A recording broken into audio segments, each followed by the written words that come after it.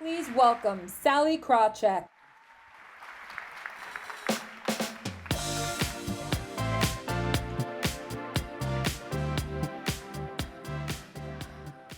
Good morning, everybody. How are you? Good. So my first real job on Wall Street was being a equity research analyst. There, I learned to research investment options, think long-term, and take calculated risks. If a proposal came across my desk that could spur growth all around the world, tackle entrenched poverty, diversify businesses and governments, boost donations to nonprofits, and supercharge our fight against climate change, it would have been a no-brainer. You don't need to be an equity research analyst to see that. Right now, an investment like this is staring us right in the face. It's an investment in women's health and women's wealth. I see it every day as founder of the Ellevest platform, an investing platform for women. Health and wealth are intertwined and interconnected. It's probably no coincidence they're separated by just one letter. When you're healthy, you can work and create wealth. When you have money, i.e. you've got wealth, you can afford high-quality health care. But when you're missing one or both, things can unravel. Try getting to the doctor if you don't have paid sick leave, like some of the 58% of women who work in the informal economy, numbers that are far larger in places like sub-Saharan Africa and South Asia. Try getting a suspicious mole checked out if you're one of 10.3 million American women without health insurance, or if you have to walk 5 miles to the closest clinic. Try escaping intimate partner violence when you can't afford a car. It's no surprise, then, that money is women's #1 source of stress that can wreak havoc on our bodies. Nearly half of women tell us at Ellevest that financial stress has taken a toll on their mental and emotional health, and 40% believe it's harmed their physical health. And in too many places, poverty is holding women back from becoming their healthiest and best selves. In sub-Saharan Africa, so many of you in the room know, the burden for bringing clean water back to the community falls disproportionately on women and girls. So rather than learning in the classroom or developing the skills they need to thrive, they're spending hours and hours collecting water.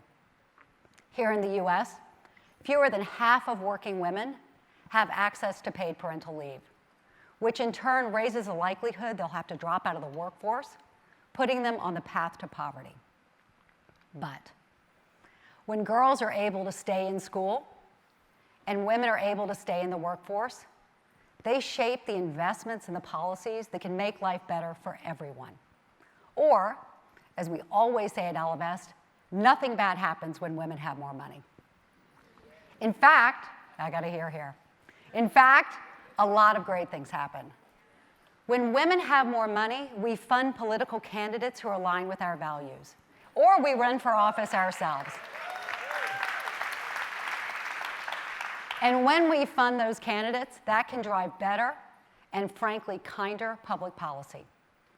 One study found that the growing share of women in sub-Saharan African legislatures is linked to higher healthcare spending and lower child and infant mortality.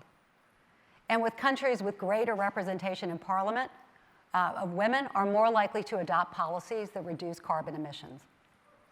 When women have more money, we build and grow businesses, often businesses that serve other women and their families. And we're good at it. Every dollar of funding invested in a woman-founded company generates 78 cents in revenue versus just 31 cents for companies founded by men. I'm just saying the facts. Yet just 2% of total venture capital investments went to women last year. I'll say that again, 2% of venture investments went to women last year. When women's health is centered in our national investment decisions, the possibilities are endless. If we doubled our investment in the National Institutes of Health's research into women and Alzheimer's disease, it's estimated that we'd see a return on investment of 224%. For coronary artery disease, it's 9,500%. And cutting the venture numbers another way, women's health gets just 2% also of venture funding. The data is undeniable.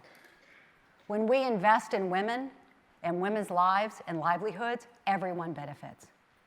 It's why more than half of our clients' assets at Ellevest are invested with a gender lens, in women entrepreneurs, in women's health, in issues that disproportionately impact women and their families.